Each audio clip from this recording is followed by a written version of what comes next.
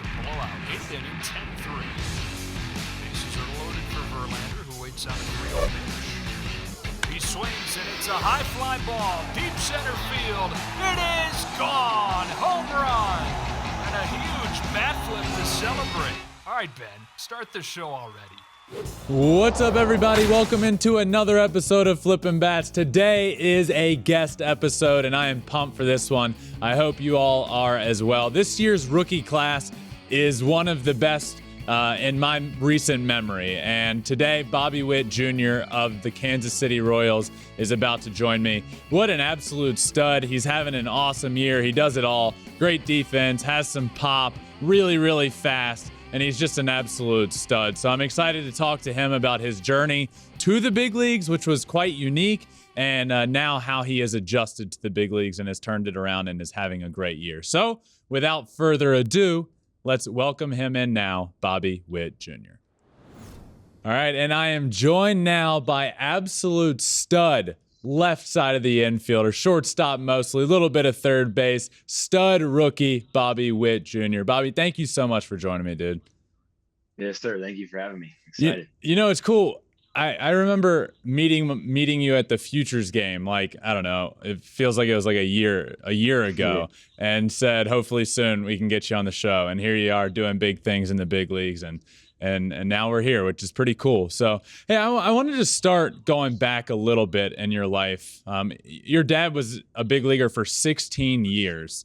And how do you think that has helped you in your baseball career and helped you fall in love with baseball throughout your life?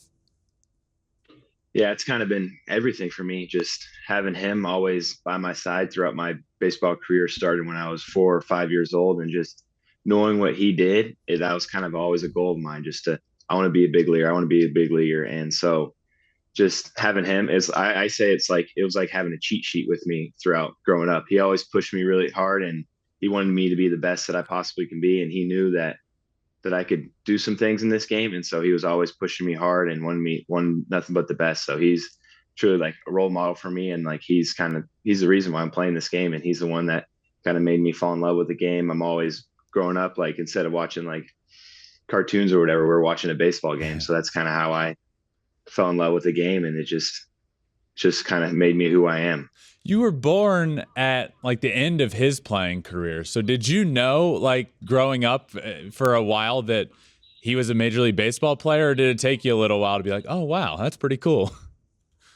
Yeah, I think just as long as I could remember that's when I knew he was a baseball player. I don't know when it was, when I was 4 or 5, just whenever you could think of that, whenever it was.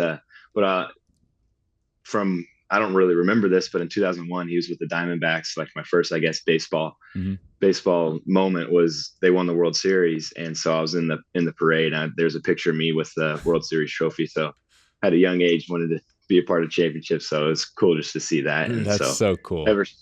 Yeah. How old were you in 01? I was 1. So it's pretty easy to remember my age. Just got to know what year it is. I'm so disappointed in you for not remembering that parade. How dare you? Yeah. So like I said, it was a 16-year career for your dad, but he was a pitcher, and obviously you're not. You're a position player, you're a hitter. What went into that decision for you? Was it just you were always better at hitting, or what made you not want to be a pitcher and become a hitter? Yeah, growing up, I played short, played infield, and so I was just always loved being a part of the game at all times. Like, being a pitcher, you throw every couple days and stuff. So I just loved hitting. I loved just being in that action and just being on both sides of the ball, being able to play each and every day, play every game, and just go out there and try to help the team no matter what. And so that's kind of, at a young age, I felt like that's where I wanted to be. I wanted to be playing defense and hitting. And so I pitched a little bit throughout high school and everything. I kind of closed, but after 1 inning, that's kind of, arms started to hang a little bit. So that's about all I had. Love that. So you and your family and you are really close, and you have 3 sisters. And my question for you, because I have no idea how that works, it's just me and my brother, and that's the only thing I've ever known. Growing up playing baseball, but being around 3 sisters, was that like, how was that? Were they trying to get you dressed up in their clothes and playing their games, or were you like, I'm not dealing with you guys, I'm going to do my thing? kind of a little bit of both. I always kind of did my thing, and they're always, it's kind of like having three other moms with you. And so they always were there. They were actually always pushing me too to be the best that I can. So it's been great to having them. And then now they're all married, and they're all married to baseball players. So it's Oh, kind of wow. crazy how my dad kind of told, don't ever date a baseball player. They're crazy or whatever. And then now they're all three married to them. And so it's pretty cool to be able to see all them play. Two of them played in the big leagues. One's kind of on the way up. James Russell, Zach Neal, and Cody Thomas. So it's really cool. Now we have a good little foursome golf group too. So just having them, it's been a lot of fun. There's the biggest benefit right there. The good Oh, golf yeah. foursome. I've always it's always funny to hear that, because I've always said this, and I've been in enough locker rooms in my life. I have said, if I have a daughter one day, she's not dating a baseball player. It's just not going to happen. So it's really good to hear that my words are going to mean something, and she's going to end up dating a baseball player someday, no matter what. Oh, So yeah, no doubt. you end up going through high school, a great high school career, one of the best players in the country in high school, and you get drafted second overall. Your dad was third. Has that been a topic of conversation? It has to have been at some point. Yeah, literally right after it happened, my mom kind of shoved me. She's like, "Hey, you beat Dad," and so that's one thing I got him. And another one was this year, whenever, because he has one big league home run, and it took me like a couple games to get my first one. And my mom was always like, "Hey, you got to catch Dad! Hurry, catch Dad!" So it's always a friendly competition in the family. But that was something that kind of always sticks to me. Right whenever that happened, my mom was just like, "Hey, you beat Dad," so it's kind of cool. What was draft day like for you? I love hearing guys' experience, because no matter whether you're drafted in the 40th, the 20th, or the 1st, it's always a really special experience and something that's always dreamed about. So what was your draft day experience like? Yeah, so it was different because we were still in the high school playoffs in Texas. So we were still playing, and we had like the state tournament. So we had this 2 games left to win state. And so that morning I woke up, we went to the cages, hit a little bit, me and my dad. And then there was like a camp going on at the high school. And so kind of just said hi to all the kids and everything. A bunch of teammates were up there, and then kind of went back to my house and just kind of just waited to see. I was very antsy that day. I didn't know really what was going to happen. And then, so right when the draft started, I had like an earpiece in. And so I heard, Rushman was taken number 1 overall. Mhm. And so I heard that like probably a minute before the pick was actually in. And then right as I hear that, I get the call from the Royals. And then it's like that movie moment. It felt like I was in a movie whenever it was happening. I get chills still thinking about it once I see the name pop up on my phone and answer it, and they say, "You ready to be Royal?" And it was incredible. It was just like dream come true right there. And like you never really, that was like the first time I really had like tears of joy. It just went through me, and it was an excitement. So it was awesome. That's really And cool, all my teammates were there, family, friends, everyone. So it was really cool. All right, so you didn't have like an earpiece in while you were out at shortstop or something. The game had your high school tournament hadn't started yet. Yeah, no, yeah. I think that was a Tuesday or Monday, and we started on Thursday. All right, that makes sense. But it would have been so cool if you were standing out at shortstop with an earpiece in. One second. I was just drafted second overall, guys. So the timing of your draft was really strange because of COVID. So you get drafted 2019, 2020. There's no minor league season. And it's kind of a really weird time period for you just trying to do your thing in professional baseball. Your first professional experience was in the Arizona Fall League, which is nuts to think about. It's the best of the best in minor league baseball, and you're starting your career and just immediately thrown into that. What was that transition like for you, and what was it like being told, hey, you're going to the Fall League, and that's where it's going to begin? Well, at first it started kind of just the AZL, whatever there. And then during COVID, I actually got invited to the summer camp. And so I got to be around all the big leaguers and do all that stuff. Oh, that's cool. And so, which was really cool just to be around them, pick their brains, and just see what being a big leaguer's like. It's kind of like a spring training 2.0. And then after that, that stuff happened. And then I did the alternate site. So I was there facing our top prospect arms each and every day with some of the guys, Nick Prado, MJ Melendez, Kyle Isbell, a bunch of guys, and facing Daniel Lynch, Jonathan Heasley, all of our top guys. And so it was really cool just to be able to face those guys. And I feel like it was almost like a jump because I probably would have started in low A there, but yet I'm facing double A, triple A, big league arms throughout that whole summer. So I kind of got the benefit of the doubt throughout that. And then actually I was supposed to go to the fall league that fall, I guess, but I didn't end up going just because I got over like 300, 400 at bats throughout because I was able to do that alternate site. And then right whenever that alt site ended, we had like a fall league out at Kauffman.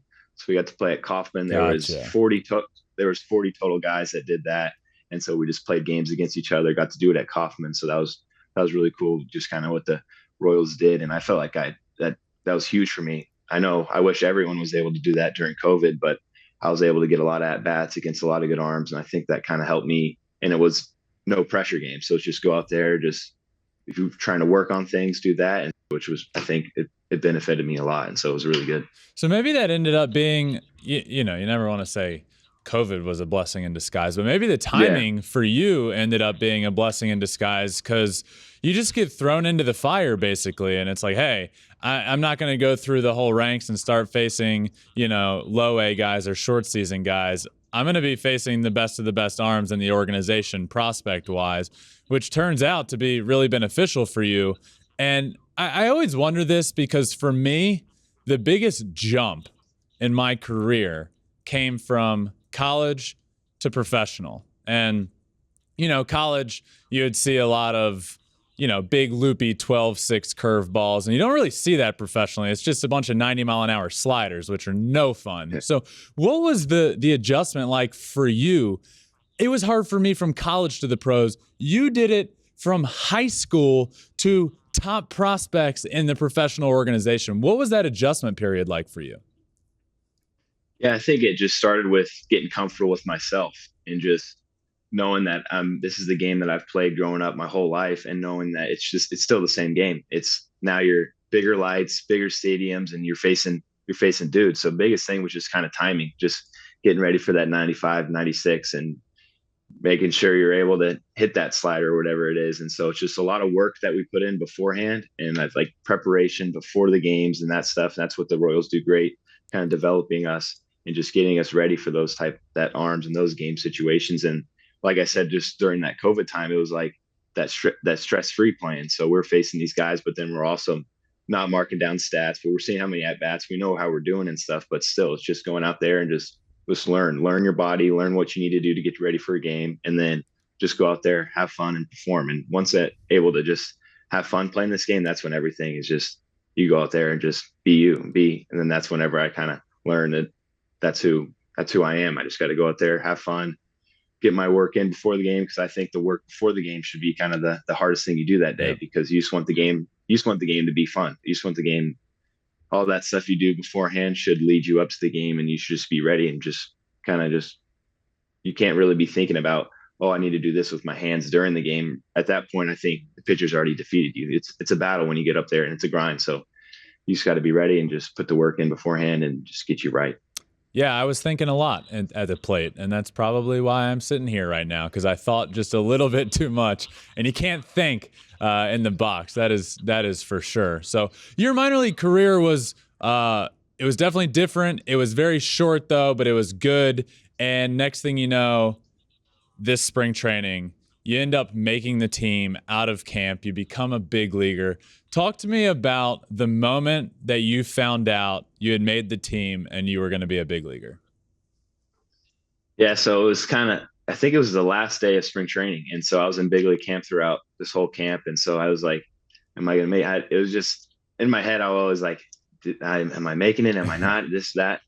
And then, and guys would kind of come to me, was like, have they told you anything? Have they told you anything? I was like, no, not yet. And so the last day I get called into Skip's office, and Witt Merrifield was in there, Salvi, Dozier, and I think those three were in there. And I kind of saw Witt had his camera hold up, and I looked at it, and I was like, uh-oh, this could be the moment. Right when that happened, Skip started talking to us, and he's like, congratulate. I don't even remember what he said. I was just kind of blanked out. And so at that time, it was just, that was the second time I think I had tears of joy going back to that first moment. But yeah. And so just being able to share that moment with those guys, Salvi in there with his big smile, give me a hug, and just, it it was incredible. It's like I said, those movie moments, they're real life. So it was awesome. That's really cool. So you walk in, you see the camera, you're like, this is either really good news or Witt is just the meanest jerk of all time and he's filming me getting sent down. Yeah. Salvi's a great, I had Salvi on the show earlier this year and he's just like the nicest human being of all time and works so hard. And he's got to be a good role model for you to see how much work he's a catcher that when he's healthy, he's playing every single day, which is wild. Yeah, he's the kind of guy when he walks in the room, everyone looks at the room and see what Salvy's doing. And he's always doing the right things. He always got that big smile on his face. So he kind of he's the light in the room. And so it's really cool just to be able to just sit back and watch how he works. He is the hardest worker, one of the hardest workers on the team, and just how he's dealt through some injuries this year and just how quick he comes back and just how motivated he is just to try to stay on the field and just help the team win. It's incredible. And so just the way he talks to all the young guys on the team, always motivating them, always wanting them just to go out there and just play the game. And just, he's been, like you said, a role model to me. And I think to all the young guys that are coming up now with the Royals organization, plays the game the right way, plays the game hard. And he's leaving it all on the field each and every night. And he has fun with it. And so it's so much fun to watch and be able to be a teammate of mine. Who was the first phone call that you made after you got that call, after you knew you had made the team? Who's your first call? Well, at first I called my mom, and I think she was getting her hair done or something. So she didn't answer. But then I called my dad, and so he answered. And I guess like 5 minutes later, my mom called back. So I got to talk to both of them. So it was really cool. And then I had texted in our little group family message. And so they were all pumped up and texted my girlfriend and everything. So everyone was very, very excited. And they were just, I don't know, that they didn't really have any expressions to kind of tell me. It's just kind of like that moment you don't really know what to do. Yeah, you don't know what to do. Awesome. You just cry. And everybody's happy for each other. It's so cool. You've been through, you've gotten to experience a lot of cool things. You're one of the best high school players in the country. You get drafted as the second pick. You do a lot of cool things in the minor leagues. You go to the Futures game. At what point along your journey did you think to yourself, oh, I could be a big leaguer one day? The potential's actually there for this to happen. I think it's just always been a goal of mine since I was young. And I think in high school, kind of clicked whenever I committed to a college. And so thinking like I committed at such a young age, knowing that now that goal's checked off the list. Now the goal is to try to be a professional baseball player. Where'd you commit? Get drafted. University of Oklahoma. You did. Okay. Yeah. So parents went there, sisters went there. So it's kind of a layup for that. And so committed there, going in my freshman year of high school. And so then after that, it was just I could focus on playing baseball. Didn't really have to worry about the recruiting and everything. And the next goal was to get drafted. And so after that knowing that was achievable at some point, then that's when it kind of switched the gears. Like I want to be a big leaguer. And so, yeah, first of all, you got to get drafted, but also you got to kind of work to be a big leaguer. And I think at that time, that's whenever it was like, there's a chance I can do this. And then just seeing other guys that growing like sophomore, junior year, playing with some older guys and then seeing them get drafted first round and that stuff. I was like, okay, this is more an attainable goal. So let's keep working for that. And then that's kind of when the flip switched. And so then started getting after it. Yeah. So you end up becoming a big leaguer this year, which is so cool. And, you were a big time prospect and there's, I'm sure, a lot of pressure on you to perform. And, the beginning of the season probably didn't go exactly as you planned. It's obviously turned around and you've had a good year, but what was that adjustment like for you going from the minor leagues, spring training to becoming a big leaguer? How difficult was that adjustment for you? I think I kind of made it harder on myself just because I wanted to go out there and perform right away. And this game, as you know, it's a part of adjustments. You gotta learn to deal with failure. 3 out of 10 times you're a Hall of Famer. And so it's just knowing that it's okay to fail. You're going to learn, but you just got to know that you got tomorrow. And then after tomorrow, you got the next day, and just taking it day by day, just like I said earlier, just doing your work early in the day, your early work, whatever it is to get you prepared for for that game and just getting in the right routine. And then just whenever that happens, just go out and play the game. And once I learned kind of just to do that and just go out there and just be Bobby Witt Jr., play with a smile on my face, have fun. That's whenever kind of things think started to click. And I think the best thing for me with this year was to struggle, was to fail. I think that will better my career throughout the rest of my career. I think that's one of the biggest things, one of the best things for me, just because you learn so much by failure. Because I hate failing. I hate losing. I hate doing that. And so it just makes you want to work even harder just to not do that. But then also whenever you do those things, whatever type of mistake it is, that kind of jot it down, knowing that you don't want to do it again and kind of learn from that. And that's, I think, being the biggest thing, and that just getting in a good routine. I think that's a big credit to you, and it can sound easy to people listening when you say, like, when you struggle, just take it day by day. But I'm a great example of it not being easy. I would let an 0 for 4 turn into an 0 for 8, into an 0 for 12, just because I'd start bogging myself down and really getting frustrated. And I would hit those struggles, and it would take me a long time to get out of that. So being able to just go day by day and say exactly what you did, but actually do that at the level you're at is a massive reason I think you're going to be a stud and for your success this year, because you learned how to handle failure. And that's very difficult to do in baseball when you're failing 7 out of 10 times and you're still considered an all-time great if you're doing that. So kudos to you there. It's a very difficult thing to do. Do you remember a point this year where it all clicked for you and it just turned around and you've had a really good year now, but it didn't start that way? So was there a point for you that you look back on where you remember it clicking for you? I just kind of think I'm trying to, like, when the opening day started, everything was kind of going up and then kind of down. It's just trying to limit that, how far I'm going to go down. And so I think after we played Texas, I struggled against them. Going home, got to see family, all of my family, friends, like 200 people in the stands. Didn't play the way I wanted to.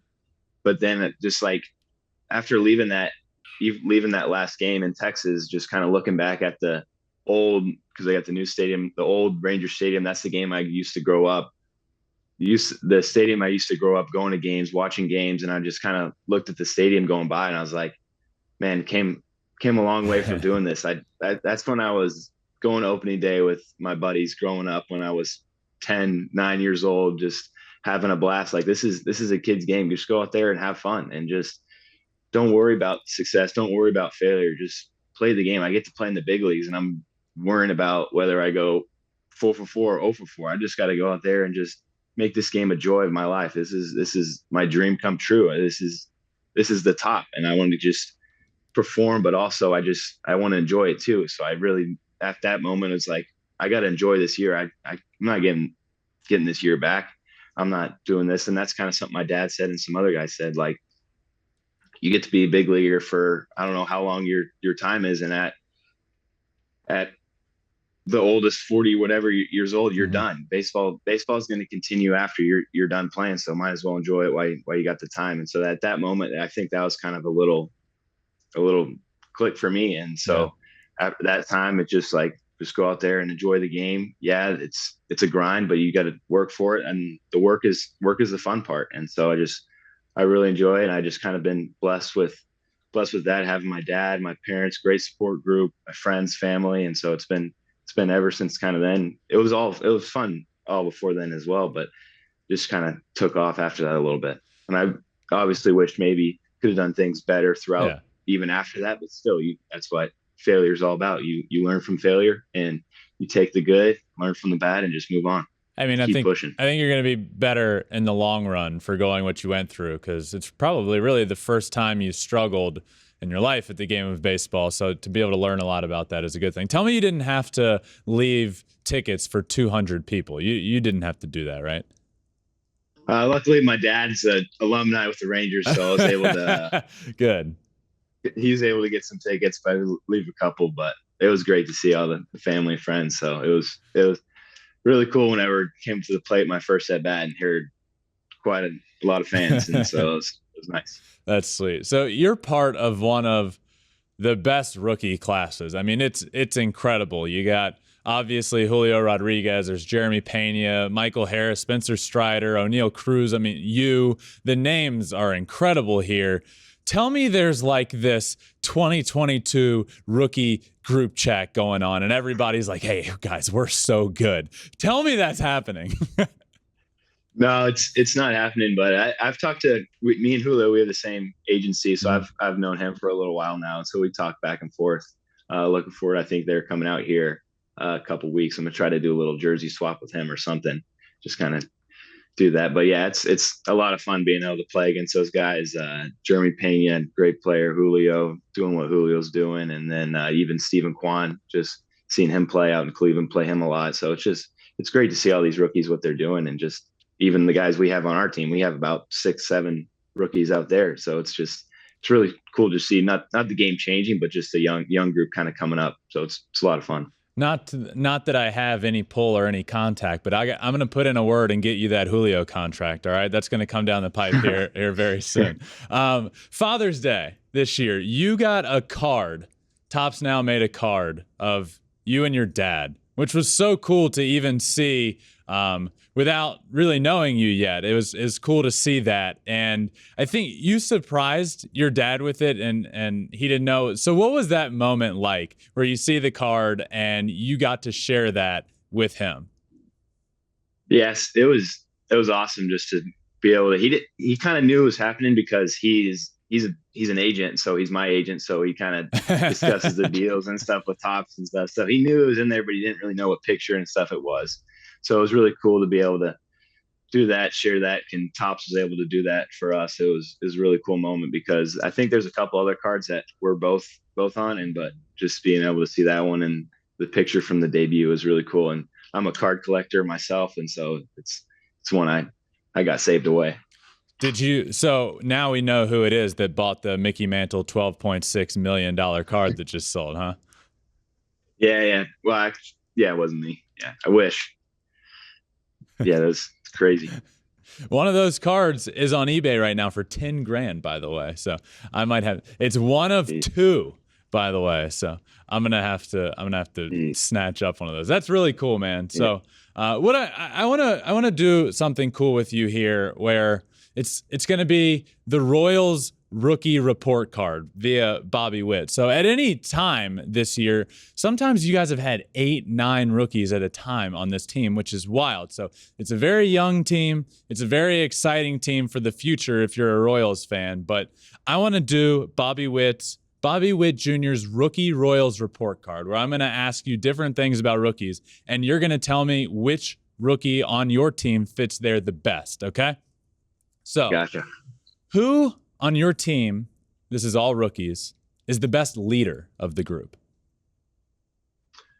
I would say that's kind of a tough one, just with everyone we don't really have like a crazy vocal leader out of the rookie group, but we all kind of lead by example in that way. And so I think that kind of just comes down to whoever's leading that day, or which person kind of not performing well, but who's doing the things in that game that's helping us win. And so everyone kind of just builds off each other. And that's kind of like a different, that's what makes our group, I think, so special. Everyone's a leader, and everyone just kind of goes out there and just does it. And once one person does it, I think it helps another person. Once another person does it, just kind of keeps spiraling and just makes it better for everyone. So I don't know if that really answers the question, but I got to put a little bit of all of the above. Is that it doesn't at all.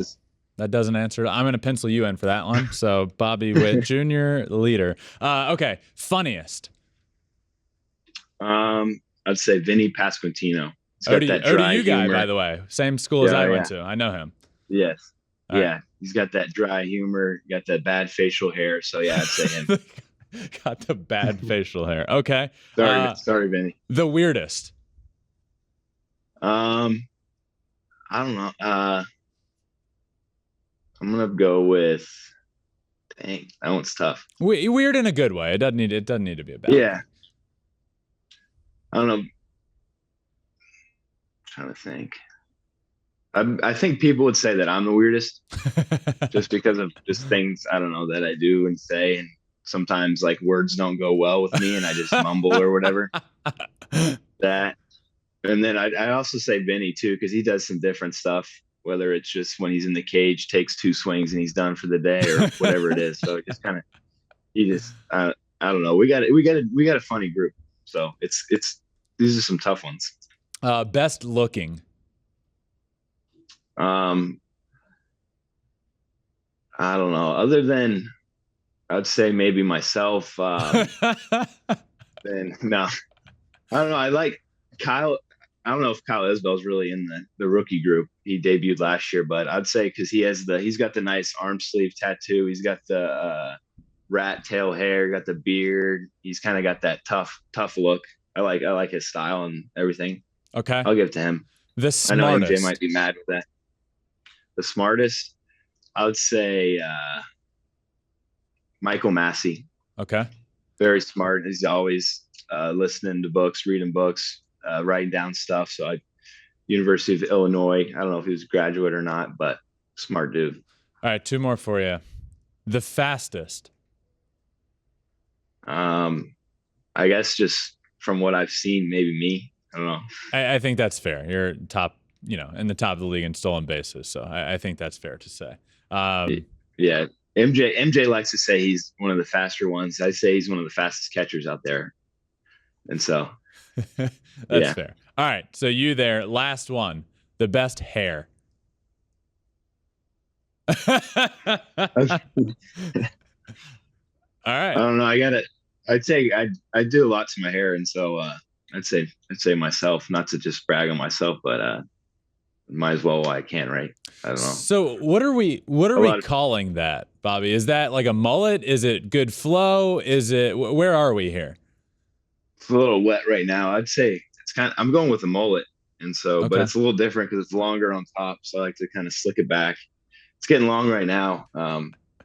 The girlfriend, I don't know how much longer she can deal with it, and, but I like it because I wear a lot of hats and I don't like the hair on the sides, and so also can style it up a little bit, and so I just kind of make it fun. Business in the front, party in the back, and so I don't know. My dad had one sometime when he was playing too, so it's kind of just bringing back the old look. And now all the guys are going back to the tight pants, also stuff my dad wore. Yeah. So it's just kind of everything's kind of coming back in a circle. All right, so peak Bobby Witt Sr. on the mound and Bobby Witt Jr. at the plate. What's happening? Well, I heard he was a little effectively wild. So if I don't get hit by a pitch or walked, I don't know. I think I'm getting him. He's going to probably some high fastballs, either get on time with that, and then he'll try to go with the slider down and away. So I'm either going to walk or maybe just a little double in the gap, right center or something. So you just got to look out. My brother and I had been talking about this our whole life, and we had never really faced each other on a baseball field. And he had continued to say my whole life, if I ever face you, I'm hitting you right in the ribs. So that could be a potential. But if not, take it from, in my instance, the younger sibling. But you, the younger, you're obviously the younger because you're the son. But I think you're going to take him deep. And I think we'll have that in common. So he didn't hit me in the ribs. He threw me a heater and hit it out. I've seen that video. Yeah, that's awesome. I got it playing on loop sometimes when I need it to happen. Yeah, I just missed him this year. I got hit in the hand the day before we were facing him. I remember that. Yeah, I was like, oh, I want to face. Oh, do I want to face him? I wanted to face him, but it didn't really work out. Who's been the toughest pitcher? And you don't need to give anybody too much credit here because I know you don't want to do that. But so far, who's been like the toughest at bat for you so far? Faced Duran from Minnesota. He's throwing 100-mile-per-hour splitters now, so that's different. I think when I faced him, he was up to 103 that day, and I saw 2 curveballs and then a fastball. So that, and then just these closers pretty solid. So you got to just hopefully just be on time and just be ready and just battle at that point.